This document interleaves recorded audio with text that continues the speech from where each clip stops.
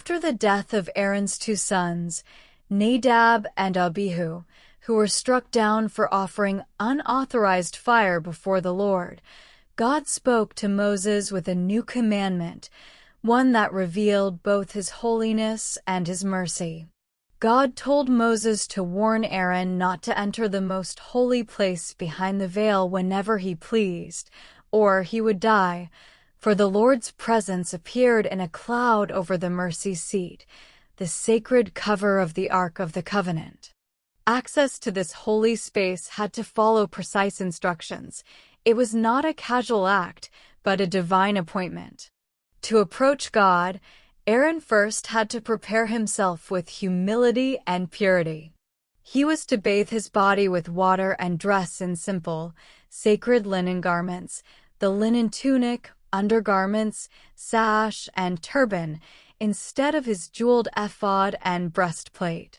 The simplicity symbolized holiness and separation from human pride. Aaron would bring a young bull as a sin offering for himself and his household, and 2 male goats for the entire community of Israel. One goat would be for the Lord, and the other, the scapegoat, would symbolically carry away the sins of the people into the wilderness. After offering the bull for his own sin, Aaron was to take burning coals from the altar and 2 handfuls of finely ground incense and carry them behind the veil. Inside the most holy place, he was to pour the incense on the fire before the Lord, so that the smoke would cover the mercy seat, protecting him from death as he stood before God's presence. Then, Aaron would sprinkle the bull's blood with his finger on the front of the mercy seat and before it 7 times, making atonement for himself and his household. Afterward, he would sacrifice the goat chosen for the Lord as a sin offering for the people, bringing its blood into the most holy place to cleanse it from the impurities and transgressions of Israel. After purifying the sanctuary, Aaron would lay both hands on the head of the second goat, the scapegoat, and confess over it all the sins, wrongdoings, and transgressions of the Israelites. The goat symbolically carried the nation's guilt. The scapegoat was then sent away into the wilderness, led by a man appointed for the task, never to return. This act represented God's mercy, the complete removal of sin and shame from his people.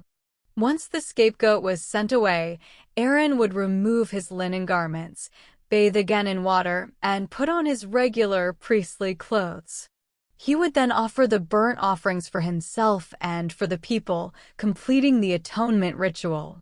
The remains of the bull and goat used for sin offerings were to be taken outside the camp and burned completely, a symbol that sin must be removed from among the people.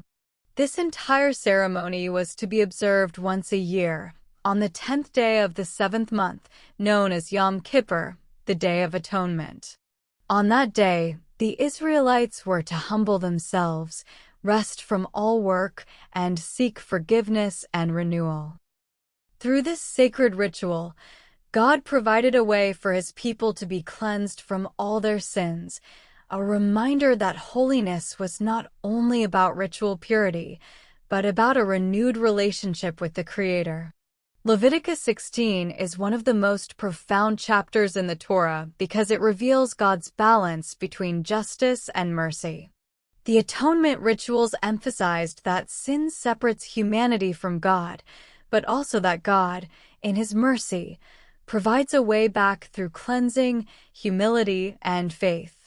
The priests' actions were not mere ceremony. They represented the deep truth that holiness required both purification and compassion. The people's physical cleansing mirrored their spiritual renewal, and the scapegoat symbolized complete forgiveness, the freedom to begin anew. Today, the Day of Atonement remains one of the holiest observances in Jewish faith, reminding us that forgiveness, humility, and cleansing, both inward and outward, are central to walking in holiness before God. Did you enjoy the story? Please subscribe to our YouTube channel. This motivates us to create more Bible-inspired stories to share with you. God bless you.